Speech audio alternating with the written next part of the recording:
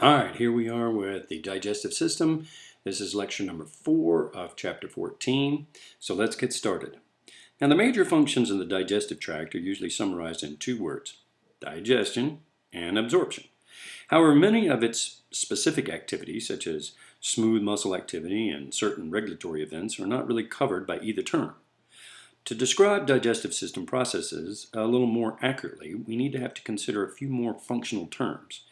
The essential activities of the GI tract include the following 6 processes. So let's take a look at them. Number 1, ingestion. Food must be placed into the mouth before it can be acted on, right? It kind of works that way. This is an active voluntary process called ingestion. Propulsion, which is number 2, to be processed by more than one digestive organ, foods must be propelled from one organ to the next. Swallowing is one example of food movement that depends largely on the propulsion called peristalsis. Peristalsis is an involuntary and involves alternating waves of contraction and relaxation of the muscles in the organ walls. The net effect is to squeeze the food along the tract. Although segmentation may help to propel foodstuffs through the small intestine, it normally moves food only back and forth across the internal wall of the organ, serving to mix it with digestive juices. Thus, segmentation is more an example of mechanical digestion than of propulsion. Now here in A, you can see peristalsis. That's adjacent or neighboring segments of the intestinal or other alimentary canal organs, alternating contracting and relaxing, and that way we move the food distally along the tract. Now in B, that's segmentation. What we have there is single segments of the intestine alternately contract and then relax. And because active segments are separated by inactive ones, the food is moved forward and then backward. Thus, the food is mixed rather than simply propelled along the tract. Now, mixing of food in the mouth by the tongue and churning of food in the stomach and segmentation in the small intestine are all examples of processes contributing to mechanical food breakdown. Mechanical breakdown prepares food for further degradation by enzymes by physically fragmenting the foods into these smaller pieces.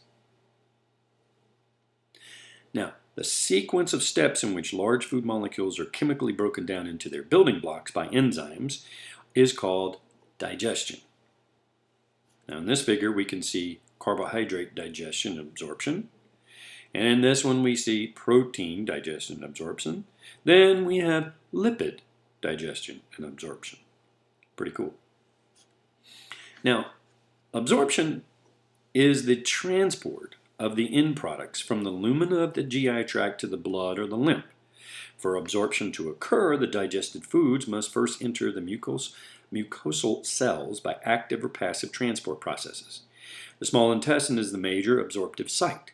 Defecation, then, is the elimination of indigestible residues from the GI tract via the anus in the form of feces. Ugh. All right, gastrointestinal tract activities include ingestion, mechanical, chemical breakdown or digestion, propulsion, absorption, and defecation. Digestive system sites of chemical digestion are also sites that produce enzymes or that receive enzymes or other secretions made by accessory organs. The entire GI tract mucosa secretes mucus, which protects and actually lubricates and moves things through. Digestive activity is mostly controlled by reflexes by the parasympathetic division of the autonomic nervous system. The sensors, which would be mechanoreceptors and chemoreceptors, involved in these reflexes are located in the walls of the alimentary canal organs and respond to a number of stimuli. The most important being stretch of the organ by food in its lumen, pH of the contents, and the presence of certain breakdown products of digestion.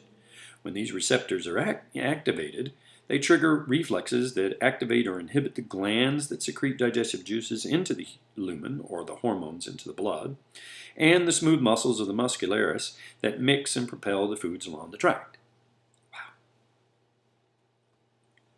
Once food has been placed in the mouth, both mechanical breakdown and digestion begin. First, the food is physically broken down into smaller particles by chewing. Then, as the food is mixed with saliva, salivary amylase begins the digestion process of starch. chemically breaking it down into maltose.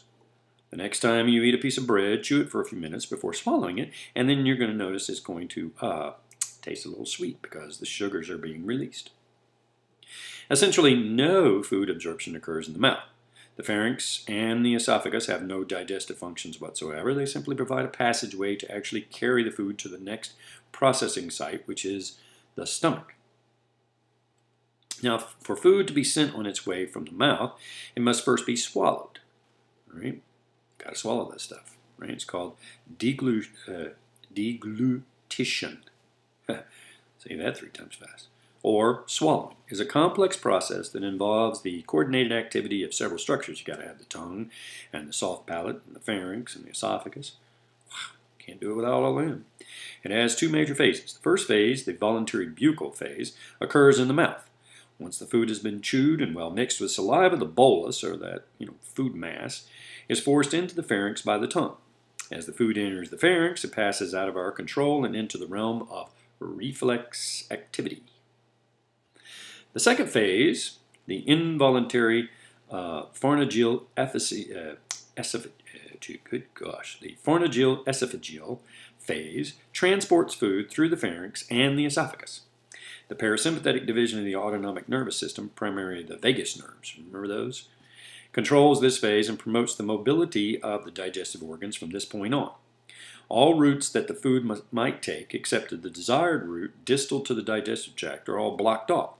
The tongue blocks off the mouth, and the soft palate closes off the nasal passages, and the larynx rises so that its opening into the respiratory passageways is covered by the flap-like epiglottis, right? So that way we don't want the food to go the wrong direction.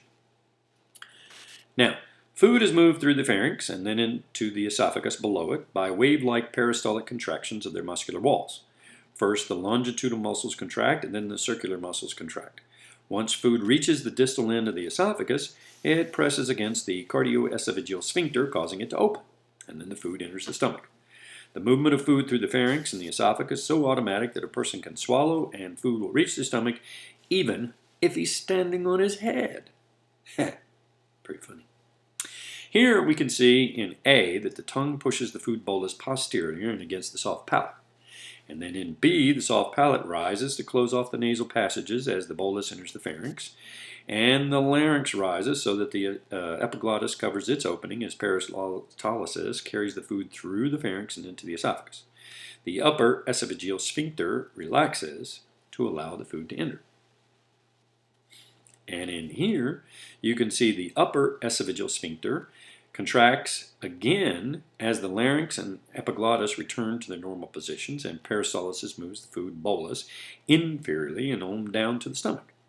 Then in D, last thing, the cardioesophageal sphincter opens and food, plop, goes right into the stomach. So what do we need to know here? What is the proper order of the following stages of food digestion? It's defecation, absorption, digestion, and ingestion. And how do mechanical breakdown and digestion differ from each other? What happens during the buccal stage of swallowing? And what does it mean when we say that food went down the wrong tube? All right, we're almost done. We got one more to go. Hope you enjoyed.